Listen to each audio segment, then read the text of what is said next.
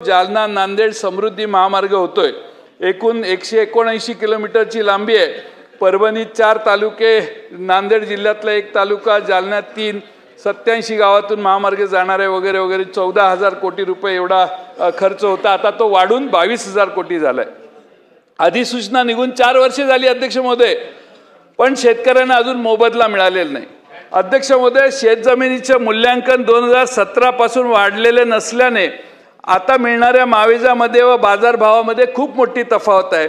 मूल्यांकन करत असताना त्या गावातील खरेदी खताची सरासरी काढून सर्वात जास्त किमतीचे खरेदी खत ग्राह्य धरलं पाहिजे। 18 ते 21 या 3 वर्षात 10% प्रतिवर्षी वाढ, याप्रमाणे वाढ देऊन मोबदला द्यावा अशी त्यांची मागणी आहे।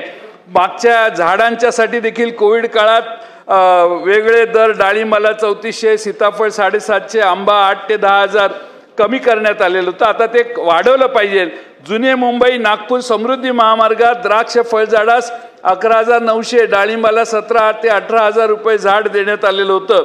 अध्यक्ष महोदय, जसं त्या समृद्धी मार्गात काम होतं तीच पद्धत या जालना जिल्ह्यातल्या होणाऱ्या रस्त्यावर द्यावी अशी आमची मागणी आहे।